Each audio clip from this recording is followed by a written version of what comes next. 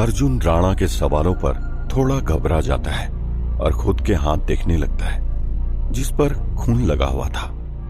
उसने खुद को संभालते हुए कहा, वो जब कल रात बेहोश हो गया था उससे पहले मैंने लाश को ध्यान से देखा। लाश की आंखें खुली थी और नाक से ब्लड बह रहा था। तब मैंने लाश की आंखें अपने हाथों से बंद कर दी थी। शायद तब ये खून मेरे हाथों और कपड़ों में लग गया। कोई भी इंसान ऐसे कैसे बेहोश हो सकता है? तुम्हारा पहले तो अकेले उस सुनसान जंगल में जाना, फिर वहां जाकर अपने दोस्तों की तलाश करना और फिर जाकर इस लाश से टकरा कर बेहोश हो जाना। वैसे कहानी अच्छी थी, लेकिन तुम ये मत भूलो कि तुम्हारी इस मनगढ़ंत कहानी से तुम मुझे यानी कि इंस्पेक्टर राणा की आंखों में धूल झोंक नहीं सकते हो।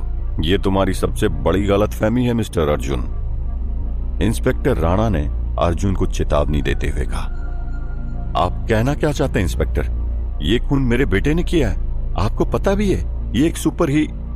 देव अभी आगे अर्जुन के बारे में बताता, इससे पहले ही अर्जुन ने बीच में टोक कर कहा, पापा ये आप क्या कह रहे हैं? अर्जुन ने कहा, ये क्या कह रहे हैं छोड़ो, और ये बताओ कि तुम यहां नए आए हो तो तुमने कौन से दोस्तों को जंगल में देखा? इंस्पेक्टर राणा ने पूछा। वो मेरा मतलब मेरे जो दोस्त लखनऊ में थे, मुकेश और कार्तिक, उन दोनों को मैंने देखा था, पर पता नहीं कैसे। अर्जुन अभी कह ही रहा था, इतने में राणा ने चिल्लाकर कहा, शट अप! मैं क्या बेवकूफ हूं? और तुम लड़के, अब मुझे डाउट हो रहा है तुम पर।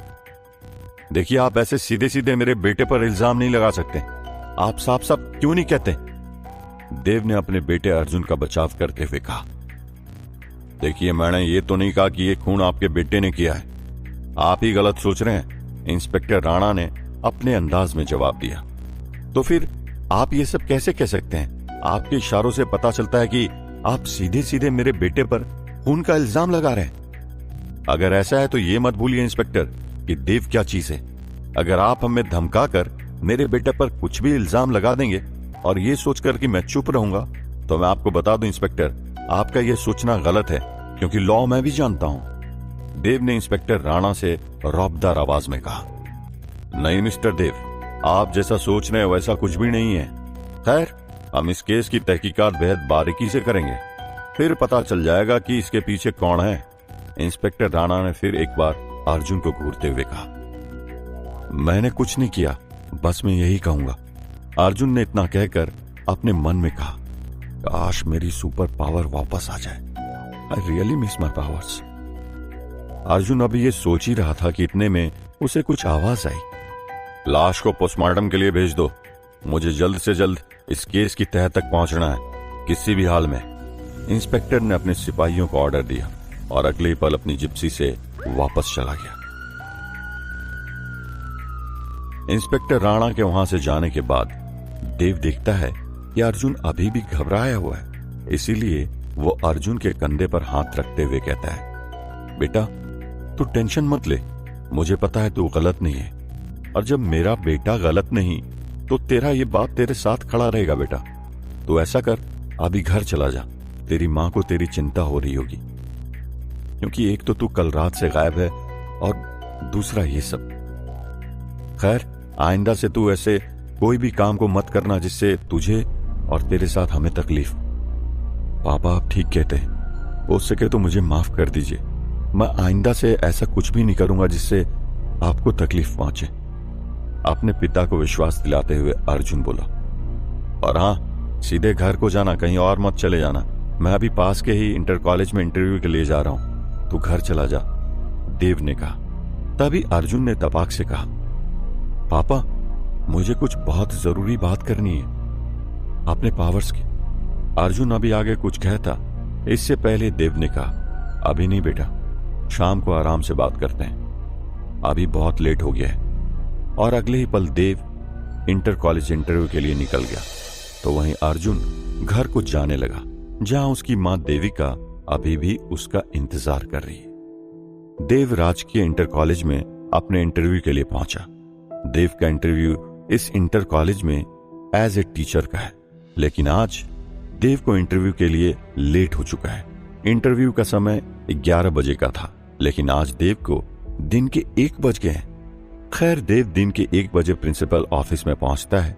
देव को इतनी लेट स्कूल पहुंचता देख स्कूल के प्रिंसिपल महेश पांडे ने देव को एक नजर बड़े गौर से देखा। क्या बात है मिस्टर देव, आप इतना लेट इंटरव्यू के लिए कैसे पहुंच रहे हैं? ये तो आप अच्छी तरह से जानते हैं ना कि आपके इंटरव्यू की टाइमिंग 11 बजे की थी। अब 1 बज चुके हैं। जरा अपनी घड़ी में टाइम देखिए और बताइए, क्या मैं गलत कह रहा हूं? प्रिंसिपल ने देव से कहा। नहीं सर, आप कुछ गलत नहीं कह रहे हैं, पर असल में सर आज यहां आते वक्त रास्ते में कुछ ऐसे हालात बन गए थे, इस वजह से मुझे लेट हो गया। इसलिए अपनी गलती के लिए आपसे तहे दिल से माफी मांगता हूं। देव प्रिंसिपल से हाथ जोड़ते हुए कहता है। इट्स ओके मिस्टर देव। हाँ, तो अब आगे की प्रोसेस शुरू करें? मुस्कुराते हुए प्रिंसिपल ने देव से कहा। सर, ये रहे मेरे सारे डॉक्यूमेंट्स, आप इन्हें देख सकते हैं। देव ने डॉक्यूमेंट्स प्रिंसिपल की ओर बढ़ाते हुए जवाब दिया। प्रिंसिपल ने देव के डॉक्यूमेंट्स को बड़े गौर से देखा। देव के तमाम डॉक्यूमेंट्स को देखकर प्रिंसिपल महेश पांडे की आंखें फटी की फटी रह गई। अरे, आप तो मशहूर साइंटिस्ट डॉक्टर देवदत्त हैं। ऐसा कहते ही प्रिंसिपल अपनी चेयर से उठ गया। हमारे स्कूल धन्य है जो हमारे स्कूल में आप जैसे साइंटिस्ट पधारे हैं। मेरे मिसबिहेव के लिए मुझे माफ कर दीजिए। हाथ जोड़ते हुए प्रिंसिपल देव से कहता है। अरे, इसमें माफी मांगने वाली कोई बात नहीं है सर। आपने वो किया जो आपको करना चाहिए। प्लीज आप मुझसे माफी मत मांगिए, देव ने प्रिंसिपल से कहा। वैसे स्कूल में एज ए टीचर अप्लाई करने का कोई रीजन जान सकता हूं मैं आपसे? प्रिंसिपल ने बड़े गौर से देव से पूछा। हाँ, वो मैं अब लखनऊ से यहां शिफ्ट हो गया हूं, इसलिए मैंने यहां इस स्कूल में एज ए टीचर अप्लाई किया है, देव ने मुस्कुराते हुए जवाब दिया। यह तो हमारा और हमारे स्कूल के बच्चों का सौभाग्य है जो आप जैसा साइंटिस्ट इस स्कूल में आ रहा है, प्रिंसिपल ने कहा। वैसे मेरा इंटरव्यू कब है सर? देव ने पूछा। अब इंटरव्यू की कोई जरूरत नहीं सर, आप कभी भी स्कूल में बच्चों को पढ़ाने आ सकते हैं। यू आर वेलकम, प्रिंसिपल ने खुश होते हुए कहा। Thanks sir, thank you very much. ठीक है सर, मैं कल से ही ज्वाइन करूंगा। ऐसा कहते ही देव प्रिंसिपल ऑफिस से बाहर आ गया। वहीं दूसरी ओर अर्जुन घर पर पहुंचा तो उसने देखा कि उसकी मां देविका अभी भी परेशान बैठी है। उसकी वजह अर्जुन है, क्योंकि अर्जुन पिछली रात से ही गायब हो गया था, जो अभी तक नहीं लौटा। इतने में देविका की नजर उसके बेटे अर्जुन पर पड़ी, जिसने की अपनी नजर नीचे झुकाई हुई है। देविका ने अर्जुन को गुस्से से देखा और उसके पास गई। तू पिछली रात से कहां गायब था और इतनी देर में कहां से आ रहा है? देविका ने गुस्से में अर्जुन से कहा। लेकिन देविका के इतना पूछने पर भी अर्जुन ने कोई भी जवाब नहीं दिया। मैंने तुमसे कुछ पूछा, जवाब क्यों नहीं देता? एक बार फिर देविका ने गुस्से में चिल्लाते हुए कहा। वो मां मैं, इतना कहते ही अर्जुन रुक गया। वो मां मैं क्या? आगे भी कुछ बोलेगा? देविका ने फिर एक बार अर्जुन से पूछा। जवाब में अर्जुन ने वो सारी घटना बताई जो कल रात से अभी तक उसके साथ घटी। पूरी बात सुन देविका चौंक पड़ी और उसका दिल मानो बैठ गया।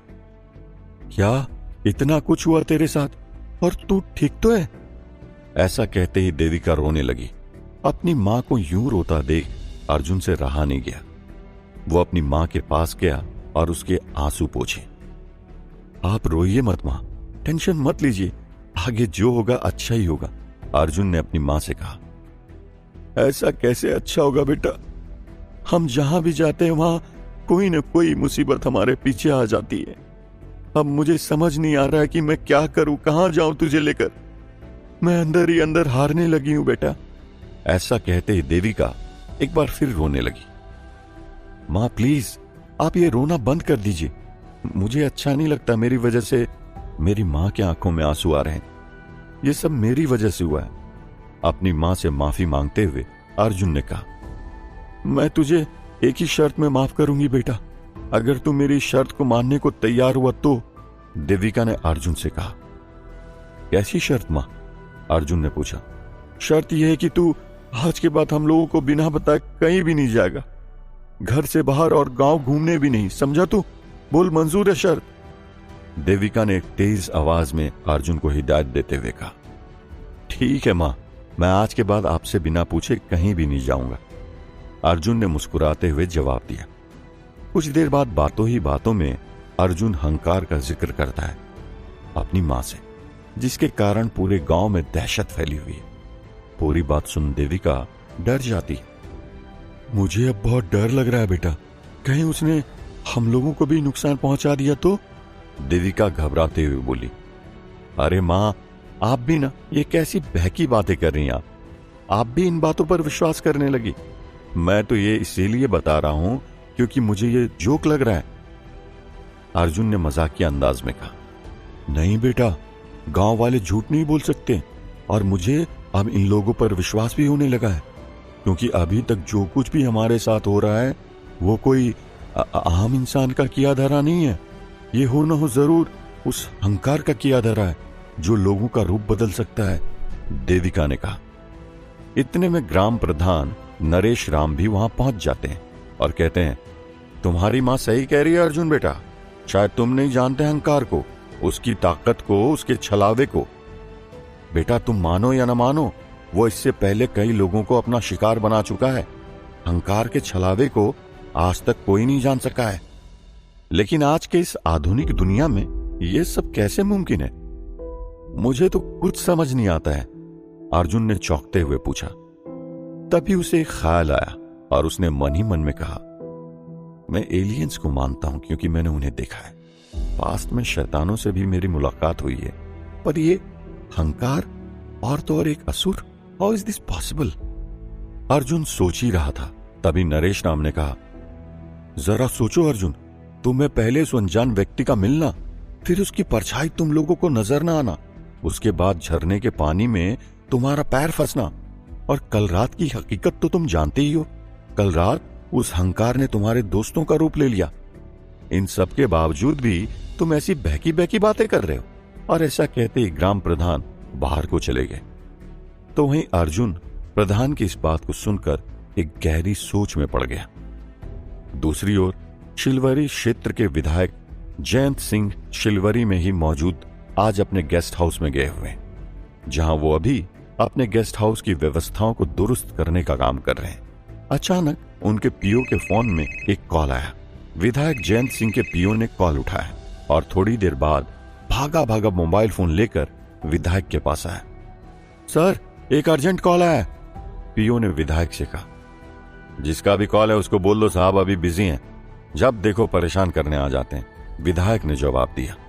सड़क परिवहन मंत्री का फोन है, वो आपसे कुछ अर्जेंट बात करना चाहते हैं, तभी पीओ ने कहा। अपने पीओ की इस बात को सुनकर विधायक थोड़ा घबराया और झट से पीओ के हाथ से फोन छीन लिया। हेलो मंत्री जी नमस्कार, विधायक ने फोन की इस तरफ से कहा। देखिए, मुझे लगता है शायद आपने आज अपने क्षेत्र की खबर नहीं सुनी, इसीलिए इतनी शांति से हैं, मंत्री जी फोन के उस पार से बोले। कौन सी खबर? विधायक ने हैरानी से पूछा। तुम यहाँ आराम फरमा रहे हो और वहां तुम्हें पता भी है तुम्हारे क्षेत्र में क्या हो रहा है? आज तुम्हारे क्षेत्र में मनार घाट गांव के पास एक लाश मिली है और साथ ही एक लड़का बेहोशी की हालत में मिला है, और इस बार भी ये काम उसी ने किया है, मंत्री जी ने विधायक को बताया। लेकिन मंत्री जी जरा आप ही सोचिए, इसमें अब हम कर भी क्या सकते हैं? विधायक ने पूछा।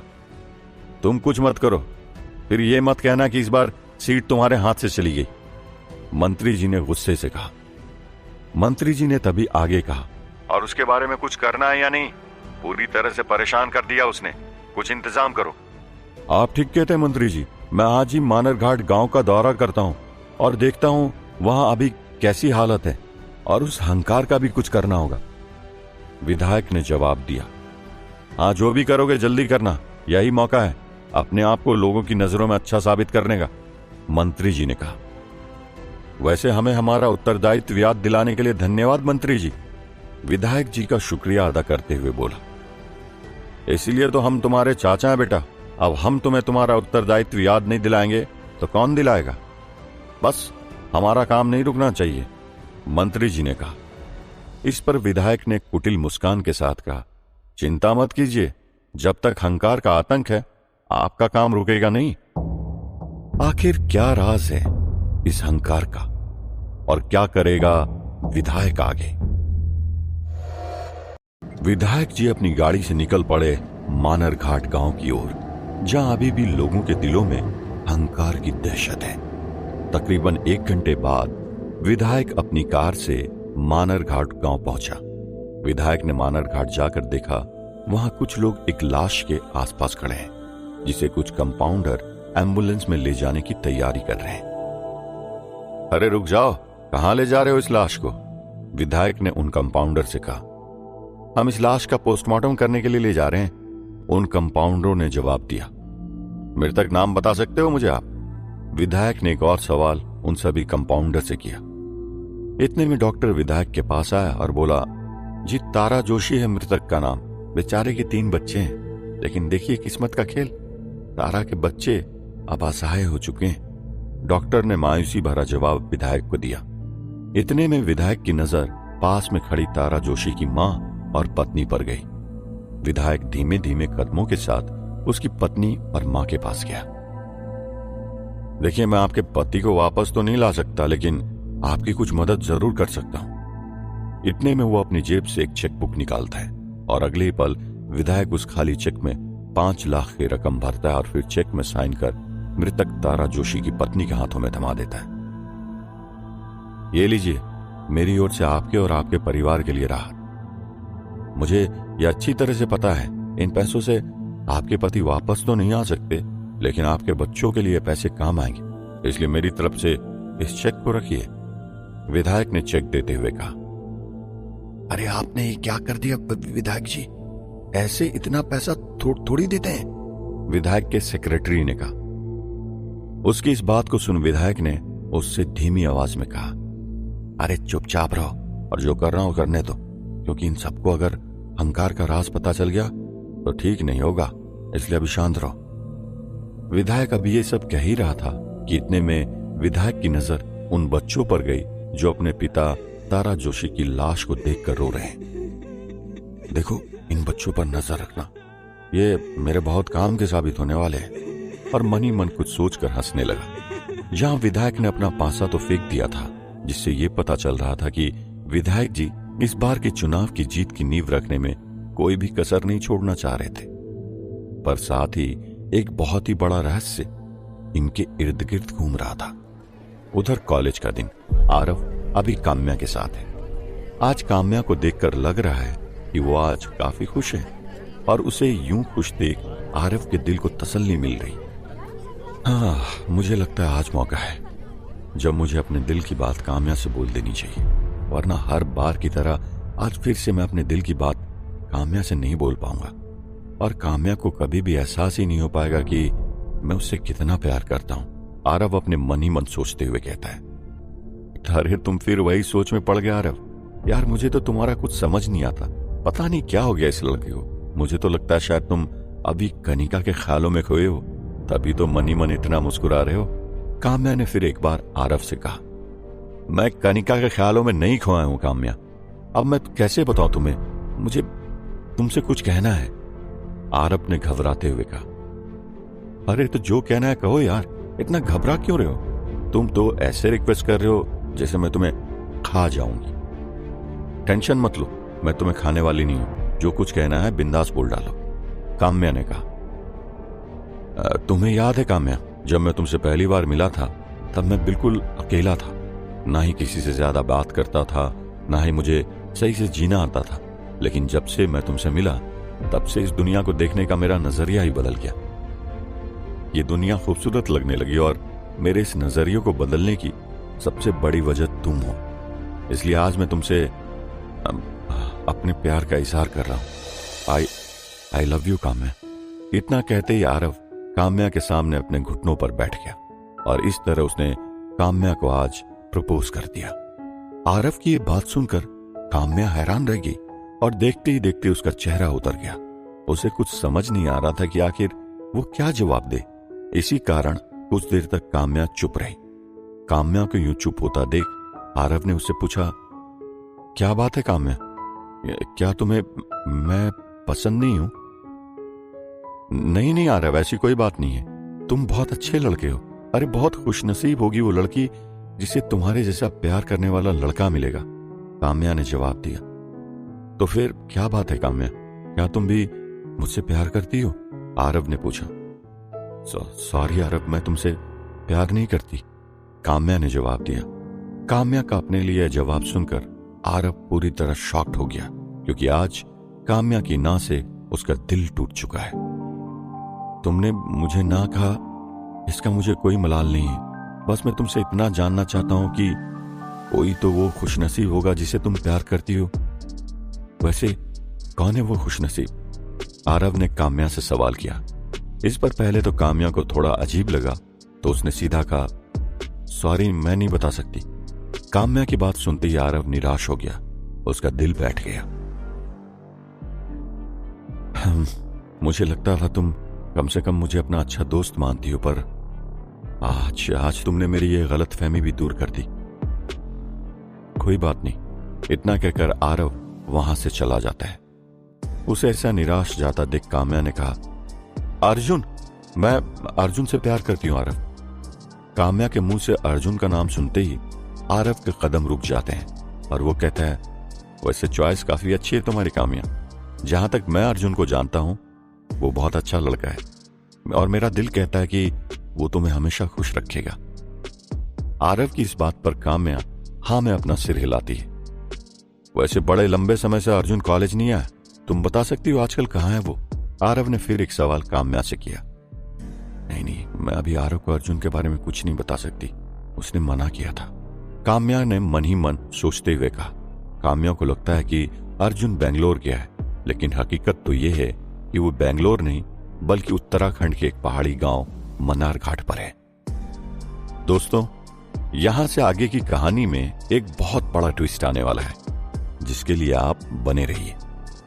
नहीं, अर्जुन अपने पापा के साथ कुछ महीनों के लिए आउट ऑफ स्टेट गया हुआ है, जिसके बारे में मुझे भी उसने कुछ ज्यादा नहीं बताया। काम्या ने आरव से एक झूठ कहा। वैसे कुछ भी हो काम्या, हम लाइफ टाइम अच्छे फ्रेंड बनकर रहेंगे, क्यों, है ना? आरव मुस्कुराते हुए काम्या से कहता है। यहां पर आरव मुस्कुरा तो रहा है, लेकिन यह मुस्कुराहट सच्ची नहीं है, क्योंकि अंदर ही अंदर काम्या की इस ना ने आरव का दिल तोड़ दिया है। और अगले ही पल आरव के फोन पे उसके पिता का कॉल आया है। थोड़ी देर अपने पिता से बात करने के बाद वो वहां से जाने लगा। आरव को यूं जाता देख काम्या पूछती है, कहां जा रहे हो आरव? मुझे कुछ जरूरी काम याद आ गया काम्या, वो मुझे आज मेरे पापा के कुछ जरूरी काम से कानपुर जाना है। अब मैं तुमसे कल मिलूंगा, सी यू अगेन टुमारो, बाय। ऐसा कहते ही आरव ने अपनी जेब से बाइक की चाबी निकाली थी कि इतने में उसका पर्स जमीन पर गिर गया। काम्या ने तभी उसका पर्स उठाया और उसी वक्त उसकी नजर पर्स पर लगे एक तस्वीर पर गई। ये कौन है आरव? काम्या ने पूछा। डॉक्टर जूल, इस पृथ्वी के ग्रेट साइंटिस्ट में से एक, कहते हुए आरव वहां से झटपट निकल गया। काम्या उसे वैसे ही देखती रही जब तक कि आरव उसकी आंखों से ओझल ना हो गया। आखिर आरव का डॉक्टर जूल से क्या कनेक्शन हो सकता है? क्या आरव डॉक्टर जूल को जानता था? और अगर हां, तो कैसे? उधर दूसरी तरफ अर्जुन अभी अपने घर जा रहा था कि तभी अचानक अर्जुन को खेत के पास जंगल से किसी के चीखने की आवाज सुनाई पड़ी। यह आवाज किसी लड़की की थी। इस आवाज को सुनते ही अर्जुन हैरान होकर मन ही मन सोचने लगा, अरे ये आवाज तो उस ओर से आ रही है और ये तो किसी लड़की की चीखने की आवाज है, मुझे उसकी हेल्प करनी चाहिए। ऐसा कहते ही अर्जुन उस दिशा की ओर जाने लगा जहां से उसे किसी लड़की के चीखने की आवाज सुनाई दे रही थी। वो उस ओर धीरे धीरे कदमों के साथ बढ़ने लगा, लेकिन अर्जुन ये भूल गया कि उसने अपना सामान का झोला वहीं खेत में छोड़ दिया है, जिसमें घर का कुछ जरूरी सामान रखा हुआ है। लेकिन मैंने अपनी मां से वादा किया है कि मैं उन्हें बिना बताए कहीं नहीं जाऊंगा। अगर मैं इस तरह से चला गया तो ये सही नहीं होगा, अर्जुन अपने मन में खुद से कहता है और वहीं रुक जाता है। कुछ देर ऐसा सोचने के बाद अर्जुन को ध्यान आता है कि वो पहले सुपर हीरो था जो बुराई के खिलाफ लड़ता था, इसलिए वो अपने डिसीजन को बदलने को तैयार हो जाता है। वो खुद से कहता है, मैं सुपर अर्जुन था और अब भी हूं, भले ही मेरे पास पावर्स नहीं है, मेरी पहली जिम्मेदारी है अच्छाई की रक्षा करना और बुराई का विरोध करना। इतना कहकर अर्जुन उस जंगल की तरफ जाने लगा। इस वक्त उसके मन में कई सारे सवाल थे, जिस कारण उसका ध्यान उसी ओर था जिस ओर से आवाजें आ रही थी। अर्जुन अपने दिल को समझाते बुझाते उस सुनसान घने जंगल में चला ही जाता है। अर्जुन वहां पहुंचता है और जोर जोर से आवाज लगाने लगता है, कौन है? कौन है? सामने आओ। अगर आप सामने आएंगे तो ही मैं आपकी हेल्प कर पाऊंगा। लेकिन अर्जुन के इतना कहने के बावजूद भी वो लड़की अब भी अर्जुन के सामने नहीं आई। अचानक उस लड़की की आवाज सुनाई देनी बंद हो गई।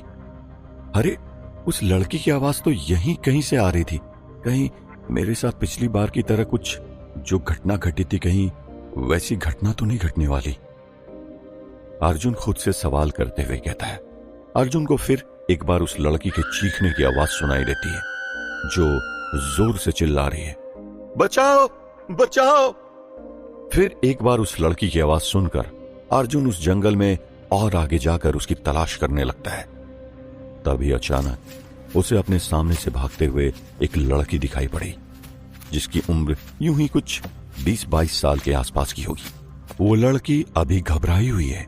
अर्जुन उस लड़की को बड़ी हैरानी से देखता है, लेकिन अर्जुन अगले ही पल उससे कुछ कह पाता कि वो लड़की सीधा आकर अर्जुन के गले लग जाती है। वो लड़की अर्जुन से कुछ कहना तो चाहती है, लेकिन अभी अचानक उसके मुंह से आवाज निकलना बंद हो गया है। कौन है आप? और आप अभी इतनी घबराई हुई क्यों हैं? अर्जुन ने उस लड़की से सवाल किया। तभी इतने में अर्जुन बेहोश हो गया।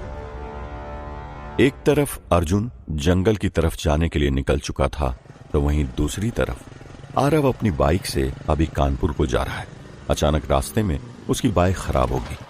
आरव ने अपनी घड़ी में देखा, घड़ी में शाम के 7 बज चुके हैं और रात होने में महज आधा घंटा ही बचा हुआ है। हाँ, ये बाइक को भी अभी खराब होना था। अभी थोड़ी देर में रात हो जाएगी। अब मैं क्या करूं? ऊपर से ये ऑटो और बस वालों की हड़ताल। इस सुनसान इलाके से तो मुझे कानपुर की गाड़ी मिलना भी मुश्किल है। आरव अपनी घड़ी में टाइम देखते हुए कहा। आरव का घर अभी यहां से 10 किलोमीटर की दूरी पर है, लेकिन बावजूद इसके आरव रोड के किनारे खड़े होकर तमाम प्राइवेट गाड़ियों को बारी बारी से हाथ देता है, लेकिन कोई भी प्राइवेट गाड़ी वहां नहीं रुकती। हे भगवान, आज तो कोई भी प्राइवेट गाड़ी रुक ही नहीं रही है। आरव ने फिर एक बार परेशान होते हुए खुद से पूछा। तभी उसे वहां एक अनजान आदमी आता हुआ दिखाई दिया। उस अनजान आदमी को देखकर आरव ने उससे पूछा, भैया यहाँ कोई आसपास गैराज है? वो मेरी बाइक खराब हो गई है। मुझे अभी कानपुर जाना है, इसलिए मुझे अपनी बाइक को ठीक कराना है। हाँ भैया, गैराज तो है, पर वो यहाँ से 8 किलोमीटर की दूरी पर है। आप ऐसा करिए, थोड़ी आगे जाकर आपको दाहिने हाथ की तरफ से एक कच्चा रास्ता मिलेगा। उस रास्ते से आगे चले जाइए। वो रास्ता शॉर्टकट है जो आपको आगे मेन रोड पर पास के गैराज पर जल्दी से पहुंचा देगा। ऐसा कहते ही वो अनजान शख्स वहां से चला गया। अब मजा आएगा जब भटकते फिरेगा जंगल जंगल। गैराज तो क्या, तुझे वहां कुछ भी नहीं मिलेगा। उस अनजान शख्स ने अपने मन ही मन हंसते हुए कहा। इस तरह उस अनजान शख्स ने आरव से झूठ बोला कि वो उस कच्चे रास्ते से गैराज तक पहुंच जाएगा। अगले ही पल आरव को कुछ दूर आगे जाकर एक कच्चा रास्ता मिला, जिससे अब आरव पैदल पैदल आगे बढ़ रहा है। अरे, के बाद आरव ने देखा कि वो एक घने जंगल में पहुंच गया। उस आदमी ने तो कहा था कि इस कच्चे रास्ते से मैं गैराज पहुंच जाऊंगा, लेकिन मैं तो यहां सुनसान इलाके में आ गया हूं। कहीं उस आदमी ने मुझसे झूठ तो नहीं बोला? अपने आप में परेशान होते हुए आरव कहता है। तभी सामने उसे एक गुफा दिखाई पड़ता है, जिसे देख आरव चौंक जाता है और उस गुफा की ओर जाने लगता है। ये इस गुफा में इतनी रोशनी कैसी? आरव कहता हुआ उस गुफा के करीब पहुंच जाता है और कुछ सोचकर गुफा के अंदर चला जाता है। वह भी गुफा के अंदर आया ही था कि तभी अचानक से उसे एक चट्टान पर एक आदमी सोया हुआ मिला। शायद वो बेहोश था और उसके शरीर पर जगह जगह घाव थे। आरव ने जैसे ही रोशनी में उस शख्स का चेहरा देखा तो वो चौंक पड़ा। उसके पैरों तले जमीन खिसक गई। ये तो अर्जुन है, पर वो इस हालत में कैसे? और यहां पे? आरव ने उस चट्टान पर पड़े उस शख्स को देखकर कहा, आखिर क्या राज है कि आरव के सामने अर्जुन ऐसी हालत में है? और अगर ये अर्जुन है तो फिर मनार घाट में कौन है? जानने के लिए बने रहिए।